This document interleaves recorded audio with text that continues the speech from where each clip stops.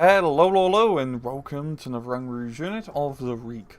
And today we're taking a look at the 97/38 and 75mm anti-tank gun. So with the classic tale of the Germans invading Russia and running into these scary medium and heavy tanks such as T-34s and KV-1s, the Germans needed heavier anti-tank weaponry. The PaK-40 was entering into service round about the end of 1941, but they needed a more expedient solution on the front line right now. They did capture, the Germans that is, a bunch of French 75mm Model 1897 guns during their invasion in France.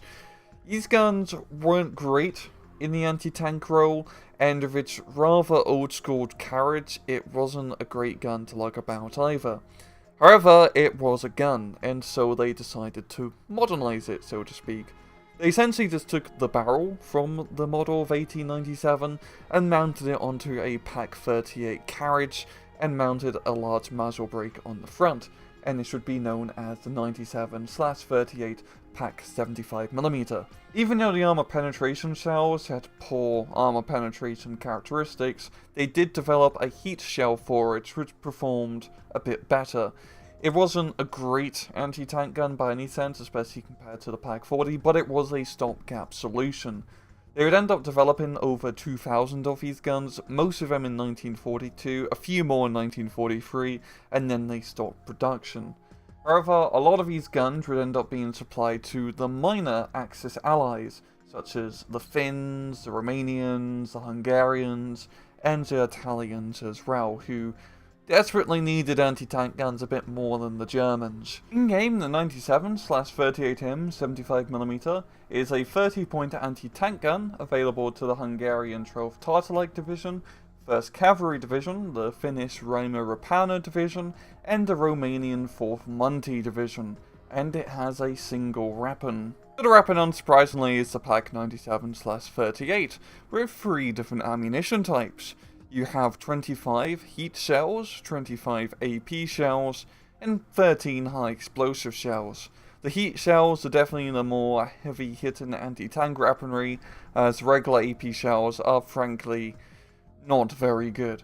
But the high explosive shells, considering this is a 75mm gun, are pretty decent, and the main thing is that all of these ammunition types have 12 rounds a minute. Up down to the miscellaneous stats, it has a 7-man crew with good optics, very good stealth, and light cargo space. In battle, this is a rather unorthodox light anti-tank gun. Light in the sense for its price and its killing capabilities, but technically it's a 75mm gun, so it's really more of a medium anti-tank gun. This is where things get a little bit confusing. In terms of its anti-tank capabilities, it's pretty decent for 30 points.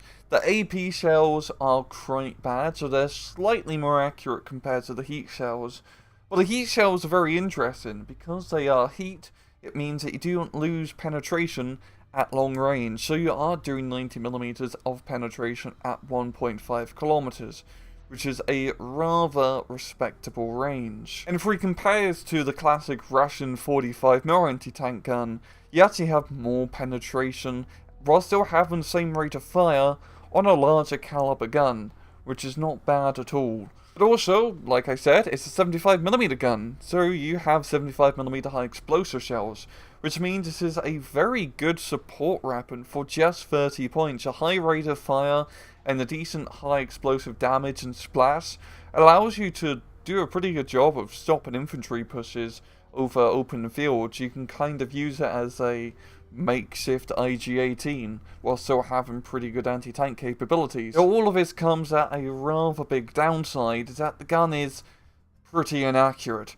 You only have 22% accuracy in the high explosive and 30% on the heat shells, compared to the Russian 45mm usually has a baseline accuracy of 50. So yeah, that's not very good, especially considering for anti-tank guns, accuracy can be a pretty important trait, as you want to make sure that the first shot you shoot is going to blow up the enemy tank before they have a chance to shoot back at you. At least you do have a decent amount of ammunition at least to continue slinging cells downrange until you do eventually hit something. In terms of its availability, for each of the divisions you usually only get a single card of these anti-tank guns, with a baseline availability of 4 in A, 6 in B, and 8 in C phase. I definitely think it's much more useful as an A phase unit, as with light anti-tank guns there's less heavy armor on the field, usually in A phase. But overall, this is a rather decent anti-tank gun. For only 30 points, you're getting 90mm of penetration. Yes, it's not an accurate 90mm of penetration at long range, but at least you do have the opportunity to, while still being able to provide pretty good high explosive support. I view it more as an infantry support gun, like an IG-18, which you can get in the anti-tank tab, rather than a more dedicated anti-tank weaponry. And well, I'm going to leave it off at that. This has been another Rang Rouge Unit of the Week. I hope you guys enjoyed the video, and as usual, please just take it easy.